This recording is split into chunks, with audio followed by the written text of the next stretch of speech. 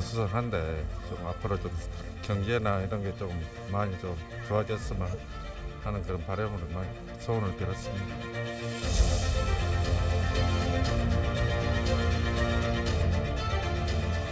우리 시민들과 함께 글로벌 허브 도시를 향해서 또 다시 태어나도 살고 싶은 도시 부산을 위해서 한 단계 크게 도약하는 한 해로 만들 것입니다.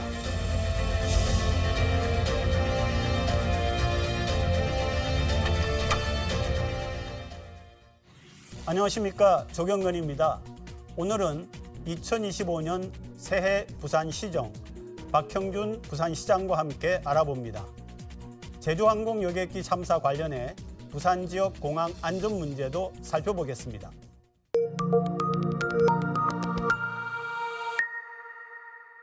뉴스 속독 오늘은 박형준 부산시장 나오셨습니다. 시장님 안녕하십니까? 안녕하십니까? 네네. 새해 복 많이 받으십시오. 네, 새해 복 많이 받으십시오. 네.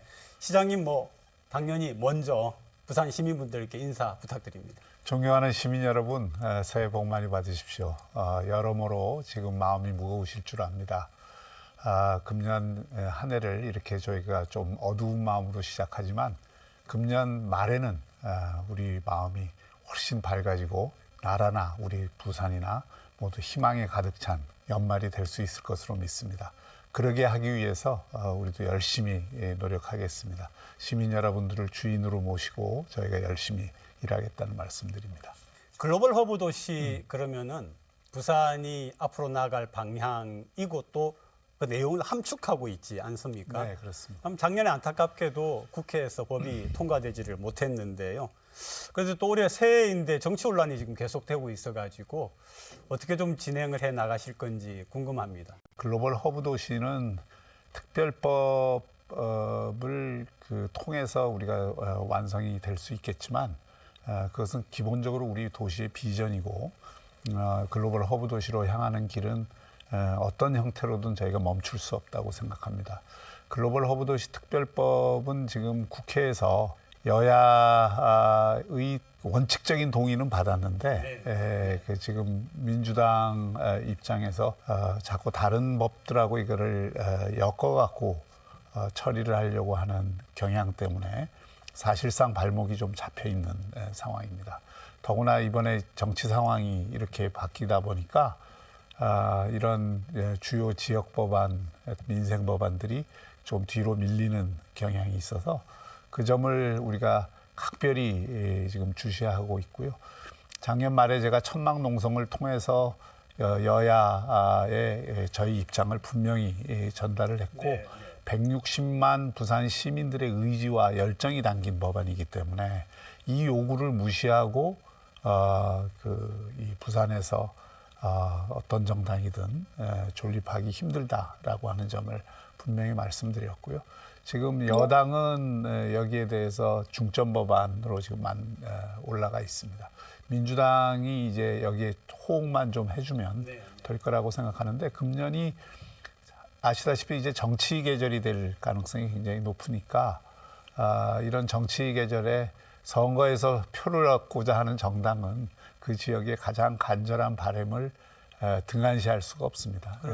그런 면에서 오히려 이 글로벌 허브 도시 특별법이 상반기 안에는 꼭 통과될 수 있지 않겠느냐 이렇게 생각을 하고 최선을 다하겠습니다. 벌써 재작년이 됐습니다. 2023년. 우리가 엑스포에 대한 열망을 부산이 굉장히 많이 가졌었는데요. 또 최근에 나온 소식들 보니까 사우디가 원래 가졌던 계획보다 또 예산이나 규모를 축소한다 그러니까 약속도 안 지키고 이게 뭐야 이런 생각도 좀 들기도 했는데요. 어떻게 엑스포 유치 계속 하시는 거죠?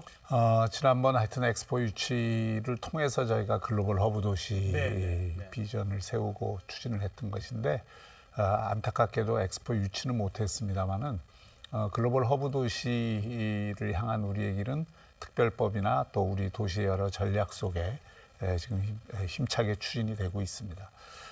다만 엑스포 재도전 여부는 이번에 도전하면 꼭 성공을 해야 되잖아요. 그렇습니다. 그렇기 때문에 저희가 여러 가지 면을 좀 따져봐야 된다고 생각합니다. 지난번에도 저희가 무슨 외교를 잘못했거나 저희 공이 부족해서가 아니고 사우디가 갖고 있는 그 오일머니에 저희가 밀린 거고 또 이 엑스포 같은 메가 이벤트가 점점 더 우리나라처럼 좀 민주적 원칙, 투명성의 원칙을 지키고자 하는 나라들한테는 좀 불리한 게임의 장이 되고 있어요. 그래서 이제 그 상대가 누군지를 보고 이 경쟁을 할 필요가 있어서 저희가 이번 오사카 엑스포 끝나면 대개 좀 어떤 나라들이 경쟁에 뛰어들 것인지가 판가름이 될 것 같습니다. 그런 것들을 보면서 유치 가능성이 확신이 저희가 들 때 도전하는 것이 맞다. 그래서 저희가 지금 하고 있는 일은 부산연구원을 통해서 여러 가지 지금 그 분석을 하고 있고요. 상황 분석을 하고 있고 또 우리 시민들의 의견도 좀 듣고 있고 그런 상황입니다. 산업은행 부산이전은 도대체 몇 년 동안 지금 이 얘기를 하는지 모르겠습니다만은 역시 그 또 야당의 도움이 필요한데 그죠? 참 안타깝습니다. 네. 이게 지금 우리나라 정치에서 하나 분명한 것이 과거에는 지금의 야당이 지방분권이나 균형 발전에 대해서 굉장히 적극적이었는데 지금은 민주당이 수도권 정당이 됐습니다. 네. 사실상 의원 수도 수도권 의원들이 절대적으로 많고 특히 당대표, 원내대표, 정책위 의장, 최고위원들이 거의 수도권 분들이에요. 그러니까 이게 지방의 현실에 대해서 절실하지가 않습니다. 네, 네. 그리고 또 이 산업은행 이전이 단순한 금융기관 이전이 아니라 지역 경제를 활성화하고 지역의 신산업을 키우고 지역을 새로운 혁신 거점으로 만드는데 중요한 역할을 할 정책 금융기관의 이전이라고 하는 점에 대한 인식도가 좀 낮아요. 그래서 이 문제도 역시 민주당이 입장을 정하도록 하는 게 제일 중요하고요. 이 문제 역시 특별법과 마찬가지로 이번에 만약에 큰 선거가 있게 되면 그 과정에서 공약화하도록 우리가 요청을 하고 또 시민들도 요구를 할 필요가 있고 그런 부분을 통해서 이 결과를 만들어내야 되지 않느냐 하는 생각입니다. 가덕도 신공항 계약 문제인데요. 지금 착공식이 늦어지고 있다. 그러면은 원래 예정되어 있던 준공이 좀 안 지켜지지 않나 우려가 있거든요.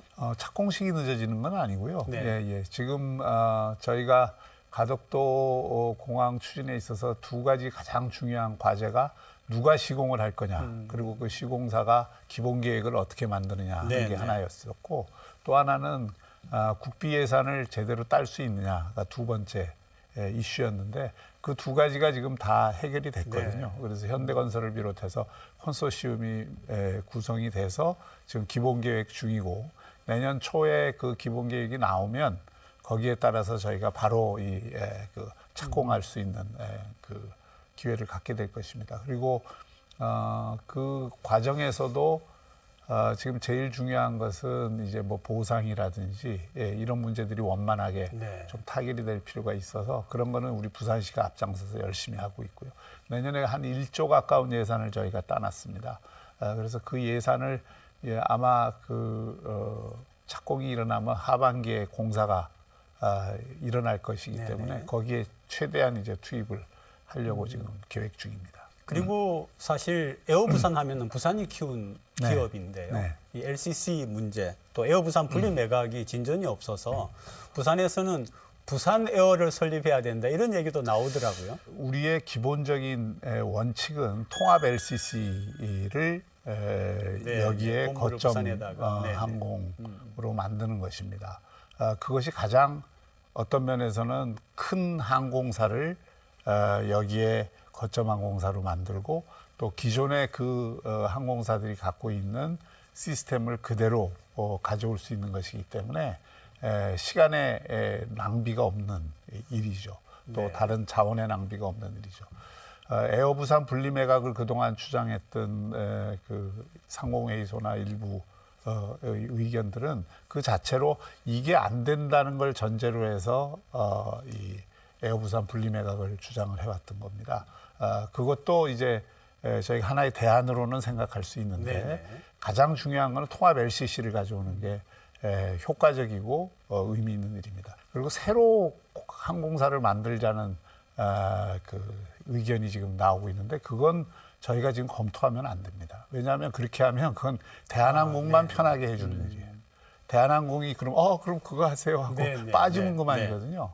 그러니까 그럴 이유가 없고 저희가 지금 대한항공 측이랑 그동안은 통합 이전이었기 때문에 아시아나 대한항공 통합이 해결이 안 돼서 저희가 적극적으로 물밑에서만 그냥 타진만 했었는데 그 이후로는 지금 적극적으로 저희가 네. 실무 협의 중입니다. 네. 네, 또 하나 이제 그 우리 부산 시민들에게도 하고 그렇게 좀 놀라움을 줬던 소식이 부산 경남 행정통합 문제였거든요. 그래서 저희들 또 몇 주 전에 그 공동위원장, 공론화위원회 위원장 두 분을 모신 적이 있는데 올해는 어떤 절차가 진행이 됩니까? 지금 공론화위원회를 통해서 그 안에 대한 토론도 하고 그리고 네네. 이제 주민들에게 의견을 물어야죠. 통합을 해도 좋겠다는 의견이 다수일 때 저희가 추진을 할 수 있는 것이고요.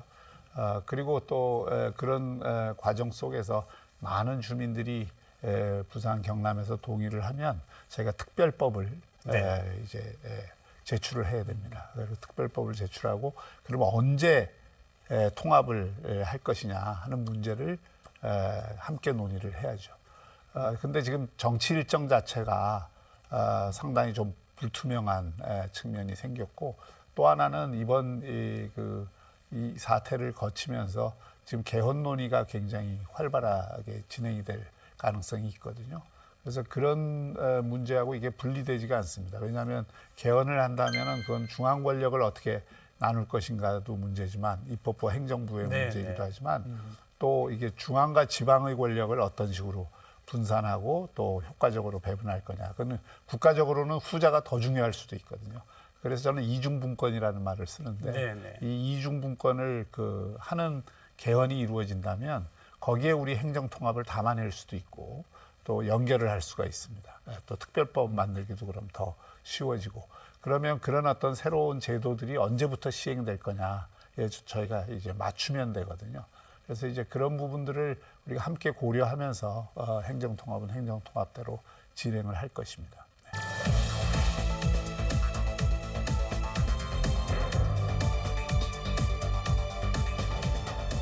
15분 도시라고 하는 게 이런 게 부산 전역으로 확산이 되면 결국 우리가 사는 동네 또 우리가 사는 지역이 점점 더 살기 좋은 곳으로 바뀐다는 걸 보여주는 프로젝트입니다. 공부하라! 공부하라! 공부하라! 혁신 거점 도시, 글로벌 허브 도시 부산을 만들므로써 새로운 활력을 불어넣을 수 있고 성장축을 또 하나 더 만드는 효과를 가져올 것입니다.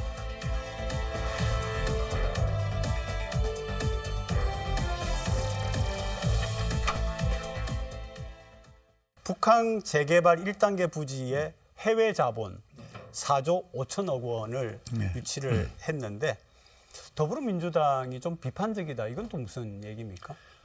그건 조금 오해가 있어서 그런 것 같은데요. 네네. 저기 북항 1단계는 이제 땅은 부산 항만공사 땅이죠. 항만공사 땅인데 그 랜드마크에 어떤 게 들어서느냐는 부산시의 미래와 직결되는 일이기 때문에 저희하고 상의할 수밖에 없는 일이고 그래서 3년 전부터 사실은 상의를 계속 해왔고 저희가 대안을 계속 제시를 해왔습니다. 저희의 원칙은 뭐냐면 부산이 항상 저런 아주 요지의 땅을 개발을 할 때 미래를 보는 눈이 좀 약해요. 센텀 부지가 바로 그건데 거기를 정보통신 IT 디지털 기지로 만든다는 원칙을 끝까지 고수했으면 지금 부산은 굉장히 많이 달라졌을 겁니다. 결국은 그 많은 부분을 주거지에 양보했거든요. 북한도 그렇게 해서는 안 된다는 차원에서 저희가 저기에는 문화 콘텐츠 또 IP 산업이라 그러죠. 보통 지식 재산권과 관련된 여러 가지 산업들 그리고 관광, 그 복합 리조트 이런 것들을 다 묶어서 저기는 부산의 새로운 얼굴이 되는 뉴타운이 돼야 된다는 게 저희 원칙입니다. 거기에 맞는 기업들과 자본을 유치해야 된다. 그런 기준을 갖고 공모를 지난번 2번 했는데 그 공모가 이렇게 유찰이 됐죠. 근데 유찰이 된 것도 응찰하고자 하는 데는 있었는데 자기들밖에 응찰을 못하니까 그냥 포기를 한 것이거든요. 그래서 이거는 방식을 그렇게 자꾸 안 되는 걸 공모를 계속할 게 아니고 외자 유치를 하는 게 오히려 글로벌 기업들을 유치하는 게 더 좋은 방법이다 해서 그동안 물밑에서 저희가 노력을 많이 해왔고 그것이 어느 정도 이제 윤곽이 드러난 게 이번에 4조 5천억의 국제 투자자들과 국내 삼성전자를 비롯해서 퀄컴 이런 기업들이 네. 묶여갖고 이 투자 약정을 한 것이고요. 그것을 이제 특수 목적 법인을 만들어서 진행을 하게 되면 부산항만공사나 해양수산부하고도 저희가 계속 물밑에서 협의를 해왔습니다. 그래서 이거 법적으로는 외자 유치하는 경우에는 수의 계약을 할 수 있기 때문에 네, 네. 이제 그런 것을 지금 계속 실질적 협의를 하고 있고 거기에 대해서 뭐 심각한 갈등이 있는 것은 아닙니다. 15분 도시 얘기인데요. 작년 연말 12월 27일 날 강서구에서 네. 15분 도시 리전 투어 시즌 2를 개최하셨고요. 또 그 일환인 그 들락날락도 네, 굉장히 네. 인기라고 들었습니다. 자, 어떻게 앞으로 진행을 해 나가실까요? 예, 15분 도시는 내 가까운 곳에서 문화, 교육, 체육 그리고 환경 이런 것들을 이제 즐기면서 특히 이웃과 함께 좋은 사회적 관계를 네, 만들면서 그렇죠. 네, 네. 가자는 정책이고요. 이것은 그래서 오랜 기간 동안에 쭉 각 분야에서 축적을 해가야 되는데 그런 과정에서 소위 앵커가 되는 시설과 또 이 하나의 모델이 되는 시설들을 우리가 먼저 지금 추진을 하고 있는 거거든요. 들락날락이 이제 대표적인 사례인데 네. 아시다시피 어린이 도서관에 머물러 있던 것을 그에 한정하지 않고 디지털 체험도 하고 교육도 받고 뭐 영어도 원어민한테 배우고 또 다양한 그 체험이 가능하면서 어른과 아이들이 함께 즐길 수 있는 공간으로 저희가 시청에서부터 만들기 시작해서 저희가 지금은 부산시 전체 한 90여 개 만들었습니다. 평가가 워낙 좋아서 네. 이번에 그 유엔 그 산하기구가 함께한 지속 가능한 발전 정책 대상이라는 게 있습니다. 70개국이 경쟁을 했는데 우리 들락날락이 대상을 받았고 대상을 받았어요. 대상을 네, 축하드립니다. 받아서 인정을 받았고 또 그 단감 계금권에 저희가 선영공원을 비롯해서 그 우리가 보통 동네 길이라도 이렇게 만들 수 있다. 이렇게 해야 쾌적하고 자연을 즐기면서 네네. 그 미적으로도 아름다운 그 공간을 만들 수 있다는 것을 보여드렸습니다. 완성을 했죠. 그게 또 국제적인 디자인 상을 두 군데서 받았습니다. 네. 그래서 이런 걸 통해서 15분 도시라고 하는 게 이런 게 부산 전역으로 확산이 되면 결국 우리가 사는 동네 또 우리가 사는 지역이 점점 더 살기 좋은 곳으로 바뀐다는 것을 보여주는 프로젝트입니다. 네, 잠깐 얘기가 나왔는데 아이 키우기 좋은 도시도 예. 또 중요한 목표 중에 하나지 않습니까? 예, 예. 네, 그 부분은 어떻습니까? 그 당신처럼 애지중지 우리 아이들을 키우겠다는 게 이 부산시의 목표고 저희가 아이 키우기 좋은 도시, 교육하기 좋은 도시를 표방하고 있습니다. 교육청하고 저희가 적극적으로 협력해서 늘봄도 이 전국에서 저희가 제일 먼저 제일 많이 네, 네, 시행을 네, 하고 있고 저희의 기본적인 목표는 0세부터 초등학교 6학년까지 8시까지 원한다면은 다 공공이 책임지겠다. 그것도 이 돈을 들이지 않고 할 수 있게끔 저희가 만들어드리겠다는 게 우리 목표고 이미 많은 부분이 진행이 됐고요. 작년에 저희가 세이브 더 칠드런에서 아동 삶의 질 조사에서 전국 특광역시 가운데 부산이 1등을 했거든요. 네. 아동들의 이 삶의 질 만족도가 높은 편입니다. 계속 높여가야 되고 또 우리 부모들 입장에서는 부산에서 교육시키니까 영어 하나는 제대로 하네. 부산에서 교육시키니까 아이들이 그 기본적인 교육 역량이 커지네. 또 교육청에서 하고 있는 체인지 같이 좋은 프로그램들 이런 것들하고 다 연계를 해서 부산에서 아이 키우기 좋다 하는 얘기들이 더 많이 나오도록 저희가 노력하고 있고 어린이집 같은 데에서도 저희가 0세부터 2세까지 정말 걱정 없이 네. 아이들 돌볼 수 있도록 모든 지원을 지금 하고 있고요. 새해는 특히 아이를 새로 낳게 되면 산후 조리하는데 돈이 좀 들잖아요. 그걸 이제 시가 지원을 해주는 정책도 쓰고 있습니다. 한 가지 이제 지난 1년 동안 이렇게 지켜오면서 보면은 가장 부산의 그 심각한 문제 중에 하나가 청년 예. 유출이었던 것 같습니다. 예. 그 부분은 어떤 대책을? 청년 유출도 저희가 지난 3년간 한 11조 원 정도 투자 유치도 했고요. 네. 과거보다 그게 뭐 10배 이상 늘어난 금액입니다. 그리고 그러면서 이제 그 투자 유치를 하면 보통 바로 진행이 되는 게 아니라 한 3년, 5년 정도 그렇죠. 걸리잖아요. 네, 시간이 걸리죠. 그러니까 이제 거기에서 좋은 일자리들이 계속 지금 나오고 있고 이제 본격적으로 가동되는 데가 생겨서 이게 금년에는 더 강화될 것 같고 과거에 한 13,000명 정도 5년 전에 이 청년 유출이 일어나다가 지금은 한 6,000명 정도로 네, 줄었습니다. 네, 네. 반가운 소식은 청년 고용률이 지금 역대 최대입니다. 부산이 46.7% 정도 돼서 이것은 특광역시 가운데에서도 저희가 높은 수준입니다. 그래서 청년들에게 저희가 오히려 부산에서 여기 좋은 중견기업, 중소기업들이 참 많다. 그리고 찾으면 웬만한 괜찮은 일자리가 있고 정주 환경은 여기가 서울보다 훨씬 좋다. 서울에 가면 정말 스트레스 많이 받고 살아야 네, 되고 네.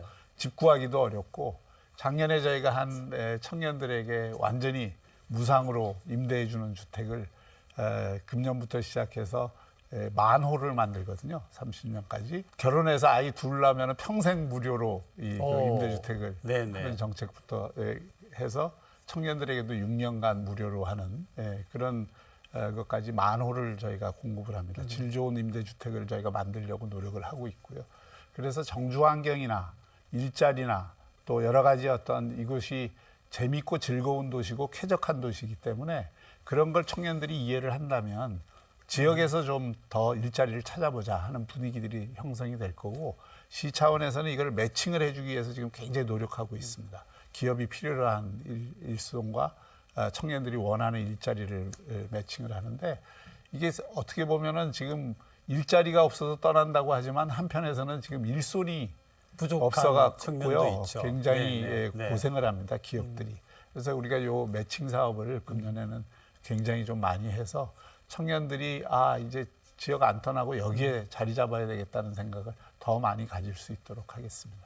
그 부산하면 또 야구 도시 아닙니까, 예, 예, 예. 그죠? 그래서 사직 야구장 재건축이 있는데 뭐 예산이 아직 확보 안 됐다 이런 얘기는 또 뭡니까? 계획은 다 됐고요. 작년에 그 예산이 유례 없이 가맹 예산으로 그냥 일방 그랬죠. 통과가 되는 네, 바람에 네. 마지막에 이제 국회 예결위 소위에서 통과를 시키기로 했는데 그게 무산이 됐지만 곧 추경이 있을 겁니다.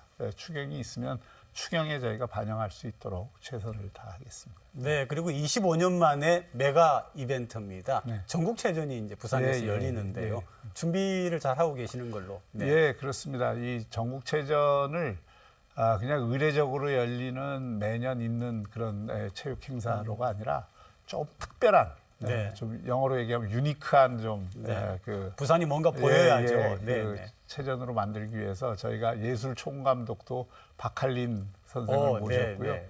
또 이번 기회를 통해서 부산의 생활체육시설들을 또 체육시설들을 한 번씩 다 점검하는 계기로 삼고 우리 부산이 그 전국체전을 통해서 여기 오는 모든 분들에게 야 부산 좋더라, 부산 재밌더라 하는 또 부산 아름답더라 하는 얘기가 절로 나오는 그런 전국체전으로 저희가 준비를 하겠습니다. 이제 또 마지막으로 시민분들께 인사해 주셔야 될 것 같습니다. 예. 부탁드립니다. 금년 한 해 조금 더 자신감을 갖고 우리가 움직일 필요가 있습니다. 그리고 부산은 잠재력이 대단히 큰 도시입니다. 그리고 우리 부산을 싱가포르나 홍콩과 같은 세계적인 글로벌 허브 도시로 만드는 것은 단순히 부산만을 위한 일이 아니라 부산과 남부권 전체를 살리고 나아가서는 대한민국을 살리는 일이라고 생각합니다. 이렇게 왜곡되고 또 불균형한 이 대한민국, 그리고 경제 성장에 있어서도 상당한 한계를 보이고 있는 이 대한민국의 혁신 거점 도시, 글로벌 허브 도시 부산을 만들므로써 새로운 활력을 불어넣을 수 있고 성장축을 또 하나 더 만드는 효과를 가져올 것입니다. 그런 면에서 저희는 글로벌 허브 도시로 향하는 우리의 발걸음을 더 재촉할 것이고 또 그러기 위해서는 더 살기 좋은 도시가 돼야 되니까 그 살기 좋은 도시를 위한 또 우리 시민들이 체감할 수 있는 내게 도움이 되는 정책들을 금년에 더 많이 쓰도록 하겠습니다. 좋은 귀한 시간 내주셔서 고맙습니다. 고맙습니다. 감사합니다. 네. 한 주간 주요 뉴스를 다양하게 분석해드리는 뉴스앤 이슈. 부산시의회 서전 의원, 송호연 의원 두 분 함께합니다. 어서 오시죠. 지난달 29일 제주항공 여객기 참사라는 안타까운 소식이 전해졌죠. 조류 충돌이 1차 원인으로 지목되고 있는데 김해공항과 가덕도 신공항 역시 조류 충돌 안전 문제가 제기되고 있습니다. 2029년 12월 개항을 목표로 추진 중인 가덕도 신공항. 666만여 제곱미터에 3,500m 길이 활주로를 지어 24시간 운영 가능한 국제공항을 구축한다는 계획입니다. 최근 제주항공 여객기 참사의 1차 원인으로 조류 충돌이 지목되면서 철새도래지인 낙동강 하구에서 7km 정도 떨어진 가덕도 신공항에 대한 우려의 목소리가 나오고 있습니다. 맹금류들이 오스트레일리아로 향하는 길목인데다 제갈매기 같은 대형 조류가 오가 추가 조사가 필요하다는 겁니다. 이에 대해 부산시는 가덕도가 주로 암석 지형이라 새들이 많지 않고 비행에 영향을 미치는 철새들은 울쑥도로 날아간다며 간접 영향은 있겠지만 큰 문제는 없을 거라고 일축했습니다. 전문가들은 조류 퇴치 활동을 위한 음향 장비나 드론, 총포구비 외에도 빠르고 정확한 조류 탐지를 위해 레이더 도입과 인력 충원이 필요하다고 말합니다. 국토부는 2025년 12월까지 가덕도 신공항 조류 서식 조사를 포함한 환경 영향 평가를 마칠 계획입니다. 제주항공 비행기 참사 1차 원인으로 조류 충돌이 지적이 됐는데요. 사실 김해공항이 전국 공항 중에서 조류 충돌 1위라는 이야기를 들었습니까? 사실입니까? 네, 매우 안타까운 사고로 이어지면서 이 부분이 또 주목이 되는 것 같습니다. 우선 김해공항 같은 경우는 2019년 1월에서 2024년 8월까지 조사된 바에 따르면 전국에서 조류 충돌 수가 147건 정도가 발생해서 김포보다도 높은, 전국에서 가장 높은 조류 충돌 수를 기록했다라고 나와 있습니다. 다만 이번 사고에서도 마찬가지지만 이런 항공사고 같은 경우는 굉장히 복합적으로 이루어지고 어떠한 원인을 조속한 예단을 하기에는 굉장히 어려운 상황입니다. 지금 굉장히 초기 단계에서 조사가 이루어지고 있는 만큼 전체적으로 종합해서 보아야겠습니다만 우선 동체 착륙을 야기했던 것이 조류 충돌이라는 지점에 대해서 좀 살펴보면 전 세계에서 1988년부터 2023년까지 보고된 충돌 사례가 29만 6천여 건이 넘습니다. 그 중에서 사망으로 이어진 경우는 491명 정도가 사망을 했고 350대의 항공기가 파손되었다라는 기록이 있습니다. 모든 것이 참사로 이루어지지는 않았지만 이번만큼 굉장히 안타까운 사고가 일어난 만큼 조금 더 면밀하게 살펴볼 필요가 있다라고 생각합니다. 그러니까 이제 대부분 공항이 소음 문제 때문에 바닷가에 이렇게 만든단 말이죠. 그러다 보면은 자연스럽게 조류 충돌이 많을 수밖에 없는데 지금 이게 늘 예상하고 하는 거 아닙니까? 공항 같은 경우에는 공항에 이제 소음이나 이런 특수성이 있기 때문에 주변의 주택단지의 민원들이 발생할 가능성이 크기 때문에 이제 소음이나 이런 문제들 때문에 바다나 이제 이런 강을 끼고 이렇게 건설되는 경우가 많습니다.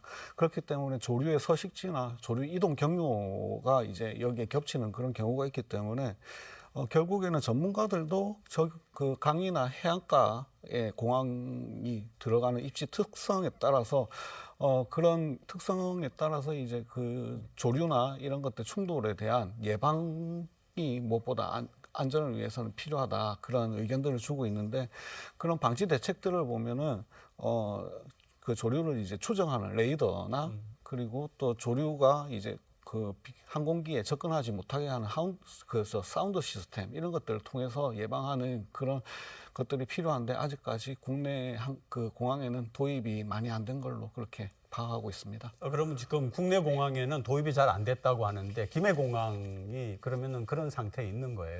우선 김해공항 같은 경우는 조류 충돌이 굉장히 많이 일어나는 지역이기 때문에 안전 문제에 대해서 신경을 쓰고 있습니다. 사실 우리가 가덕 신공항에 대한 이슈가 일어나게 된 것도 돛대산 추락 사고 때문에 이 안전한 공항을 짓는 데 집중을 했다라는 부분을 조금 더 강조드리고 싶습니다. 활주로가 3,200여 미터 정도 되지만 동체 착륙을 할 가능성을 대비해서 300m 정도의 추가 공간을 확보해 두고 있고요. 이번에 화재 원인으로도 꼽혔던 콘크리트 옹벽 같은 경우는 없다라는 사실을 이번 시정 간담회를 통해서도 발표를 한 바가 있습니다. 김해공항 같은 경우는 조류 퇴치 인원이 약 16명 정도로 집계가 되고 있고요. 이번 사안이 좀 발생을 하면서 그동안 충돌이 많았음에도 사고로 이어지지 않고 있다라는 점에 조금 더 집중을 하면서 보다 발생할 수 있는 다른 사례들에 집중을 해야 한다라고 보입니다. 그러니까 이제 우리가 관심을 가져야 되는 게 그 선진국들의 해외 공항 같은 경우에는 우리가 아직 갖추고 있지 못한 어떤 그런 선진된 안전 대책들을 가지고 있는가 그런 것들이 좀 궁금하거든요. 예, 결국에는 앞서 말씀드린 것처럼 조류 탐지 레이더와 이제 감시 카메라가 거의 주된 이제 예방 시스템이라고 할 수 있습니다. 이런 것들이 도입된 그 외국 사례들을 보면 대표적으로 일본 하네다 공항, 그리고 저 네덜란드 암스테르담 스chiphol 공항, 그리고 저희가 우수 사례로 꼽고 있는 싱가포르의 이제 창의 공항 등 이런 공항들이 그런 시스템을 잘 갖추고 있고요. 국내 같은 경우에는 전국 15개 공항 중에 지금 조류 탐지 레이더가 설치가 된 곳은 지금 한 곳도 없는 걸로 지금 알고 있고요. 지금 열화상 카메라 같은 경우에도 김해, 그리고 김포, 그리고 제주공항 이 세 군데 말고는 지금 전무한 걸로 파악이 되고 있습니다. 그래서 지금 김해공항 관련해서 안전사고 얘기를 계속 주셨는데 이러한 시스템, 안전 시스템과 더불어서 이제 그 조류를 퇴치하는 인원들이 상시 이렇게 가동이 돼야 되는데 김포 같은 경우에는 지금 23명이 지금 전담 인력으로 있고 제주는 20명. 그런 반면에 이제 김해 같은 경우에 16명이 지금 전담 인력으로 되어 있습니다. 이런 인력들을 조금 충원을 해야 된다. 그런 의견을 좀 드리고 싶습니다. 김해공항 같은 경우에 뭐 조류 탐지 장치도 있어야 되지만은 좀 더 근본적으로 안전 문제를 체크할 부분은 없습니까? 아무래도 이번 사안을 통해서 이제 분석되어 있는 결과들이 좀 나오는 걸 보면 그동안은 여러 가지 사례들을 좀 면밀하게 분석해 왔다라는 것은 볼 수 있습니다. 조류 충돌 같은 경우에서도 특징이 조금 더 두드러지는 점이 착륙 시에 61% 정도가 발생을 한다라는 지점이 있었고 실제 피해로 이어지는 경우는 3.6%에 불과하지만 이것이 엔진에 대한 충돌로 이루어지면서 손상이 이루어질 수 있다라는 그러한 확률들도 나오고 있습니다. 이번 사고로 인해서 전반적인 안전 문제를 짚게 되는 부분은 굉장히 긍정적으로 보이고요. 이 참사뿐만 아니라 이제는 새로운 기술을 조금 더 탑재하고 활용을 해야 하지 않나라는 이야기도 나오는 것이 긍정적입니다. AI를 보다 좀 더 활용을 해서 조류뿐만 아니라 풍향에 대한 부분이라든지 또 안전거리 확보에 대한 부분에 대한 계산이 보다 면밀하게 이루어질 수 있을 것으로 보이고요. 또 파손 위험도가 좀 낮을 수 있는 엔진에 대한 개발이나 소재 부품에 대한 개발로도 이어질 수 있을 것으로 보입니다. 우선 공항 같은 경우에서는 안전에 대한 문제가 굉장히 심도 있게 논의가 될 것이기 때문에 앞으로 지어지게 될 가덕 신공항에 대한 안전 문제와 활주로 길이에 대한 확보 문제에 대해서도 보다 탄력을 얻을 것으로 보입니다. 가덕도 신공항은 그러면 조류 충돌의 어떤 가능성 문제 이런 것들이 김해공항하고 비교했을 때 높습니까, 낮습니까, 어떻습니까, 구체적으로? 그 환경단체에서는 그 위험성을 아주 크게 지금 제기를 하고 있습니다. 그런 반면에 지금 국토부와 부산시와 같은 이제 기관들은 이에 대한 대비책을 지금 확실하게 확고하게 수립을 하겠다 하는 그런 방법론을 지금 제시를 하고 있는 상황이고요. 지금 가덕도 신공항 같은 경우에는 기본 설계가 지금 진행 중이고 앞으로 이제 환경영향 평가가 지금 또 남아 있습니다. 그러한 절차들을 통해서 무엇보다 조류가 이제 충돌하는 버드 스트라이크 같은 경우에는 상수로 둬야 되거든요. 공항에서 언제든지 발생할 수 있는 그런 사고로 보기 때문에 이에 대한 예방책을 보다 이제 좀 완벽하게 수립을 해서 그거를 시스템을 갖추는 것이 무엇보다 중요한 것으로 저희는 알고 있습니다. 그렇기 때문에 앞으로 남아있는 절차들에서 그런 것들을 보완해 나갈 수 있는 그런 것들이 필요하다고 생각을 합니다. 기장군 동남권 방사선 의과학단지와 동부산 이파크, 강서구 부산진해 경제자유구역 미음단지가 산업통상자원부가 선정하는 기회발전특구에 지정됐습니다. 해당 부지 면적은 189만 제곱미터. 이번에 지정된 지역엔 2차 전지와 전력반도체, 자동차 부품 기업들이 투자를 결정했거나 현재 검토 중입니다. IQ랩과 금양, 신성 ST 등 모두 19개 기업이 2조 3천억 원대 투자를 추진하고 있으며 2,200여 명의 인력 채용도 예상됩니다. 기회발전 특구에서 기업을 신설하거나 수도권 기업이 이전해 오면 취득세와 재산세의 감면, 상속 특례 등 여러 혜택이 주어집니다. 앞서 지난 6월엔 남구 문현금융단지와 동구 북항재개발 2단계 지역이 금연특화 기회발전 특구로 지정된 바 있습니다. 하지만 탄핵 정국 속에 윤석열 정부가 추진해온 기회발전특구 사업의 추진 동력이 크게 떨어질 거란 우려가 제기되고 있습니다. 반가운 소식이 있죠. 부산 두 곳이 2차 기회발전 특구에 선정됐다. 이렇게 이야기를 들었습니다. 이 두 번째 선정이 더 의미가 있다라고 하는데 무슨 뜻인가요? 전국 지자체들이 이제 지역의 발전을 위해서 기회발전 특구 지정을 위해서 많은 이제 전략적인 노력을 하고 있습니다. 이런 노력에 이제 사활을 걸고 있는데 부산이 다행스럽게도 작년에 1차 기회발전 특구 금융기회발전 특구에 이어서 올해 이제 전국 최초로 지자체 최초로 경남과 함께 2차 기회발전 특구를 이번에 지정받게 되었습니다. 구체적으로 들여다보면 지역과 경제 산업 발전에 중요한 역할을 할 수 있는 소부장 기업들 중심으로 해서 2차 전지 그리고 전력 반도체 그리고 자동차 부품 산업 단지로 해서 기장에 이제 동남권 방사선 의과학 단지와 도부산 이파크 단지 그리고 강서구의 이제 부산 진해 경제 자유구역에 저 미음지구 이렇게 세 구역으로 해서 총 2조 3천억 원 가량의 그런 투자 규모의 이제 고용 인력은 직접 인력으로 2,200명 정도 이렇게 창출할 수 있는 그런 산업 단지가 이제 들어오게 되었습니다. 지금 뭐 들어보니까 굉장히 좀 관심 가고 귀에 훅훅 들어오는 그런 부분에 그 산업이 들어오게 되는데요. 구체적으로 어떤 혜택과 지원이 있을까요? 총 면적 57.5만 평에 달하는 곳에 이 지구가 이제 지정이 되게 됩니다. 이렇게 되면 지금 신산업에서도 강조가 되고 있는 전력 반도체라든지 2차 전지라든지 이러한 업종을 가지고 있는 기업들이 이제 투자 유치 차원에서 부산에 자리를 잡게 되는 것이고요. 굉장히 많은 혜택이 주어지게 됩니다. 뭐 예를 들면 소득세나 법인세, 취득세 같은 경우가 약 5년 동안 이제 면제가 되는 부분이라든지 가업을 상속하게 되는 경우에 대해서도 사후관리 요건이 된다든지 기업의 입장에서는 굉장히 반길만한 면적에 대한 부지에 대한 제공과 그리고 또 세금에 대한 혜택이 주어지게 되는 것입니다. 이렇게 되게 된다면 사실상 우리 부산 같은 경우에서는 그동안 원해왔던 신산업의 성장 동력이 될 수 있는 기업 유치가 가능하다라는 지점과 그 기업이 유치가 됨으로 인해서 소기업들이 또 부가적으로 유치가 될 수 있다라는 지점에서 기대를 할 수 있을 것으로 보입니다. 네, 그래서 이제 뭐 투자를 결정한 기업도 있고 검토 중인 그런 기업도 있다고 들었는데 먼저 기장지구부터 한번 살펴볼까요? 앞서 말씀드린 동남권 방사선 의과학 단지와 그리고 동부산 이파크 일반 산업 단지가 있습니다. 여기에는 이제 신소재 반도체 산업과 그리고 2차 전지 산업 관련된 기업들이 이제 들어올 예정이고요. 기장 같은 경우에는 기장 정관 신도시나 그리고 일광 신도시 같이 이렇게 주택 단지들이 인근에 있고 그리고 부산 울산 간 고속도로나 이제 동해 남부선 등 이런 것들 교통 여건이 아주 편리하게 되어 있습니다.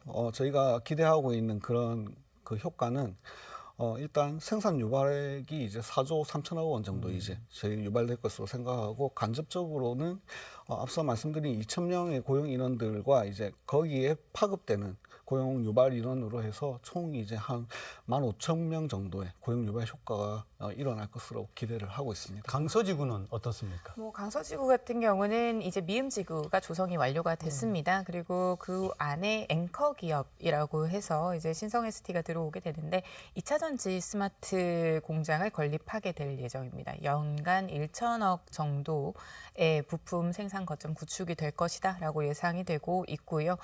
강서구 미음 외국인 투자 지역에 이제 463억 원 정도 투자할 예정이라고 합니다. 지금 이 업 같은 경우는 사실은 중국 연태에 생산 거점이 있었고 창원에 있었는데 이 본사를 부산으로 통합해서 이전한다는 효과가 있기 때문에 일자리뿐만 아니라 생활인구, 정주 인구에 대한 확대도 함께 기대가 됩니다. 특히 60여 명 정도는 신규 채용할 계획이라고 하고요. 경제적 파급 효과를 보자고 하면 사실 국내 배터리 산업 자체가 향후 5년간 매년 GDP 성장률에서 0.3% 정도를 기록할 것이라고 지금 나와 있는데 수출과 수입에서도 약 연 2.5% 정도는 또 성장에 기여를 할 수 있는 사업이라서 부산의 입장에서는 전통 제조업에서 좀 신산업으로 전환을 하는 데 큰 도움이 되지 않을까 생각합니다. 기회발전 특구가 부산에 1차 선정이 되고 이번에 2차 선정이 되었는데 이렇게 1, 2차가 연달아 될 경우에는 시너지 효과에 대한 기대감도 있을 것 같아요. 예, 기회발전 특구 1, 2차 뭐 연달아 이렇게 선정된 부분들과 그리고 기존에 부산이 이제 특구로 지정된 부분들이 한 4가지 정도 됩니다. 이번 걸 포함해서 도시 융합 특구 그리고 문화 특구, 교육 자유 특구 이런 특구들을 연계를 해서 앞서 말씀드린 것처럼 기업들뿐만이 아니고 그 교육과 문화 그리고 도심들이 다 융합이 돼서 같이 이제 통합적으로 발전할 수 있는 그런 발판을 좀 마련을 했다고 생각을 합니다. 결국에는 이런 것들을 통해서 부산이 인재를 또 육성을 할 수 있고 그리고 좋은 기업들을 유치를 하고 그리고 정주 환경까지 우수한 그런 환경들을 만든다면은 지금과 다르게 기업들이 부산에 오고 싶어하는 그런 도시로 새로 탈바꿈하지 않을까 그렇게 기대를 하고 있습니다. 뭐 한 가지 좀 걱정이 되는 거는 지금 뭐 탄핵 전국 혼란이 좀 계속 중에 있는데요. 혹시 이런 그 상황 자체가 이런 좋은 기회발전 특구의 이런 기회를 좀 부정적인 영향을 주지 않을까 걱정은 되거든요. 물론 글로벌 허브 도시 특별법 법안 통과와 같은 부분은 지금 국회 상황이나 그 지금 전국의 현안 때문에 어려울 수 있다라고 좀 부정적으로 보는 시선은 있습니다만 지금 이렇게 특구로 지정이 되는 부분 같은 경우는 각 정부 부처에서 이제 지정을 하고 처리가 되는 지점이기 때문에 크게는 문제가 없을 것이라고 생각을 합니다. 이미 결정이 된 사안이고 이제 시작을 하는 단계이기 때문이지요. 탄핵 정국이라서 모든 장관들이 이제 뭐 탄핵이 되는 상황까지는 가서는 안 되겠습니다만 우리나라 같은 경우는 지금 아무리 시국이 혼란스러워도 각 정부 부처가 자신의 일을 명확하게 진행을 하고 있고 지방 정부 또한 상향식으로 해서 업무를 하고 있습니다. 이번에 이제 지정이 된 이 특구 같은 경우에서도 시작만을 앞둔 단계다라는 것을 말씀을 드리고 체계적으로 잘 이행되도록 의회에서도 잘 챙겨보도록 하겠습니다. 정부의 야심찬 교육 정책들이 탄핵 정국이란 거센 파도에 휩쓸리고 있습니다. 당장 내년 도입 예정이던 AI 디지털 교과서는 법적 지위가 교과서에서 교육 교재로 격화됐습니다. 대통령령으로 교과서 지위를 규정하면서 국회 동의를 구하지 않아 발생한 문제입니다. 전임 교육감이 야심차게 추진해온 늘봄 전용학교도 운영 방식을 둘러싼 불만이 터져 나오는 상황. 유치원과 어린이집 관리 체계를 하나로 묶는 유보 통합도 여야 간 이견으로 표류 중입니다.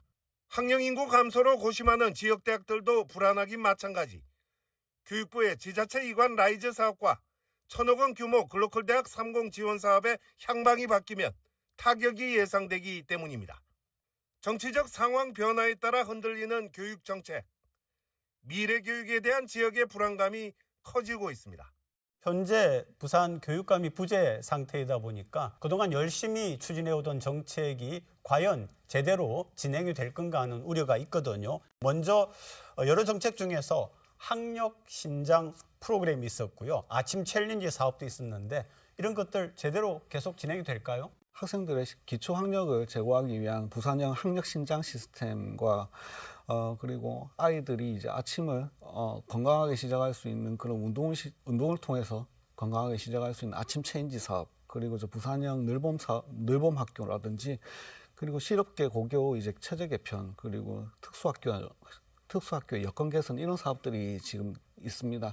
이런 사업들이 지금 교육감이 부재한 상황에서 변동성이 생긴 것은 지금 사실이지만 지금 교육청에 이제 저희 시스템들이 있기 때문에 이런 부교육감이 이러한 사업들을 이어받아서 차질 없이 시행을 한다는 그런 방침이고요.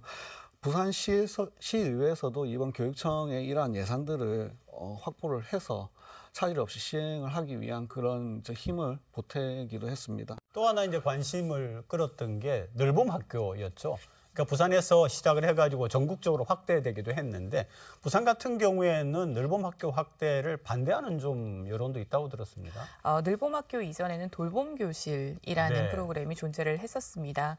돌봄 교실 같은 경우는 본인이 소속한 학교에서 바로 시행을 할 수가 있는 프로그램이었는데 이 부분이 늘봄 학교로 체제 개편이 되게 되면은 과밀학급이 많은 학교 같은 경우는 하나의 학교로 통합이 되기 때문에 학생들이 뭐 버스를 타거나 다른 교통수단으로 이동을 해서 이 교실을 들어가야 하는 그런 부작용이 있습니다. 그런 부분에서 학부모분들께서의 그 우려가 짙은 상황이시고, 특히 이제 교사와 강사 간의 이제 처우 문제에 대한 부분에서 수당 같은 경우가 강사 수당이 훨씬 더 높고 교사 같은 경우에서는 정규 초등학교 교사와 같은 처우를 받게 되지만 이 추가 비용에 대한 부분에서의 그 격차가 있다라는 지점에 대해서 여러 가지 부딪힘이 있는 상황입니다. 다만 지금 늘봄교실에 대해서도 긍정적인 여론은 분명히 있기 때문에 이런 부분을 좀 잘 취합해서 부정적인 부분에 대한 우려를 좀 불식시킬 수 있도록 교육청이 나서야 할 것으로 보입니다. 또 하나 이제 전국적인 이슈인데요. 고교 무상교육 국비 지원 사업이 있는데 일단 3년 연장한다고 들었습니다. 그게 이제 계속하는 건 아니고 일단 3년 연장한다라고 하는 건데 이게 앞으로 뭐 어떻게 되는 겁니까? 약간의 제약이 있을 것으로 보입니다. 그러니까 2027년 12월 31일까지 이제 3년간 이제 연장을 임시로 한 상황입니다. 그러니까 재원의 47.5%는 여전히 중앙정부가 계속 부담을 해야 되는 상황이라서 이 재정에 대한 독립성도 확보가 되지 않은 상황이라고 보시면 좋을 것 같습니다. 거기에다가 지금 지난 6월 보건복지부로부터 이관받아서 통합을 좀 추진 중인 유보통합도 굉장히 큰 문제입니다. 이게 사실은 그동안 유치원과 어린이집이 담당하는 부처가 보건복지부와 교육부 이렇게 달랐기 때문에 거기에서 오는 관리의 부작용도 있었고 보육료 지원에 대한 충돌도 있었습니다. 하지만 이 부분이 지금 이렇게 법 개정을 통해서 이루어져야 되는 부분이 계류가 되어 있는 상황이기 때문에 이 유보통합에 대한 부분도 심각하게 바라봐야 될 지점입니다. AI 교과서, 네, 교과서라는 이름이 붙었다가 막상 국회에서는 교육 자료로 이제 그렇게 됐습니다. 이 부분은 어떻게 진행이 됐고 뭐 앞으로 어떻게 됩니까? 예, AI 교과서라는 거하고 그리고 이제 교육 자료라는 것이 이제 차이가 있습니다. 교과서가 되면 이제 국가에서 이제 교과서에 대한 지원이 있기 때문에 학부모들 부담으로 이제 돌아가지 않는데 교육 자료로 하면은 이게 각 학교마다 이게 도용을 해도 되고 하지 않아도 되는 그런 문제가 있기 때문에 학부모 부담이 들어가게 됩니다. 이런 것들이 지난 17일 날 국회에 이제 야당의 일방적인 그런 통과로 그 AI 교과서를 이제 교육 자료로 한다는 그런 것들이 국회에 이제 법사위를 통과하게 됐습니다.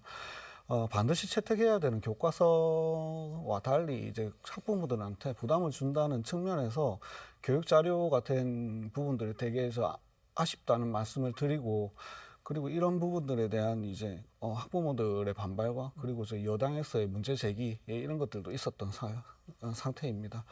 디지털 교육 자료로 이렇게 활용을 하게 되면 수백억 원의 이제 개발비를 쏟아 부은 기존의 이제 제작 업체가 또 이제 정부에 지금 소송을 하려고 하는 그런 움직임도 지금 있고요.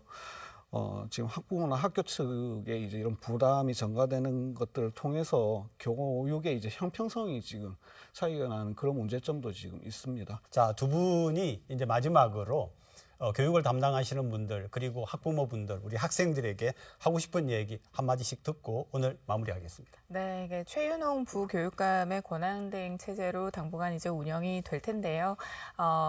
수상의 자리가 공백이 발생을 했다고 하더라도 교육청에서 굉장히 열심히 일하고 계시는 행정공무원분들과 그리고 부산시 의회 교육위원회에서도 굉장히 사안을 중하게 바라보며 연속성을 확보하기 위해서 노력하고 있습니다.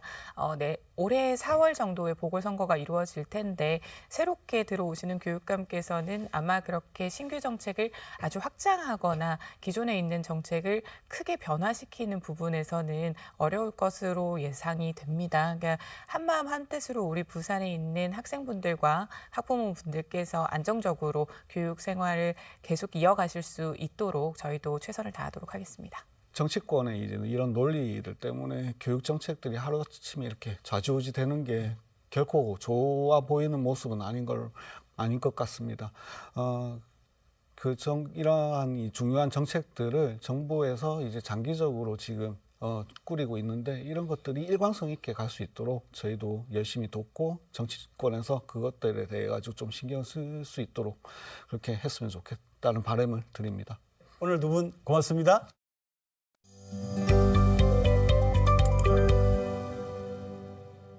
부산과 강릉을 잇는 동해선 ITX 마음 열차가 지난 1일부터 하루 8차례 왕복 운행을 시작했습니다.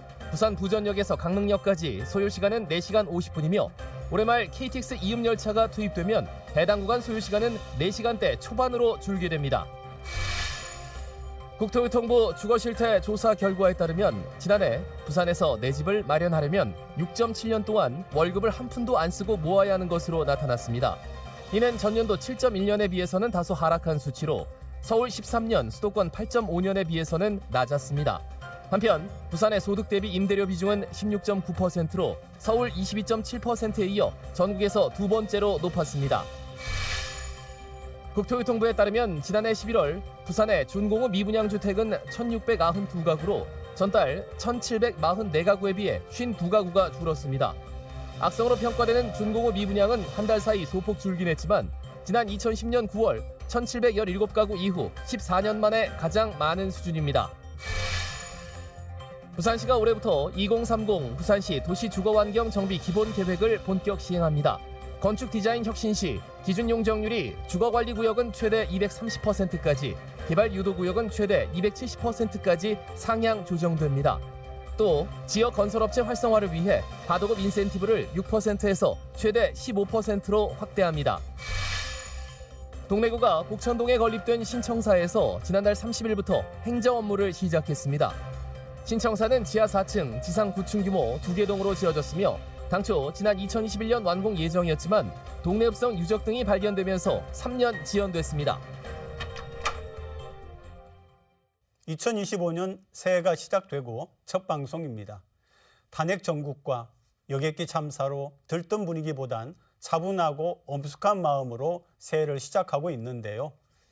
어둠의 긴 터널 뒤에는 밝은 빛이 있을 수밖에 없습니다. 새해 복 많이 받으시고 저희는 다음 주 방송에서 다시 뵙겠습니다. 고맙습니다. No, I'm not colorblind. I know the world is black and white.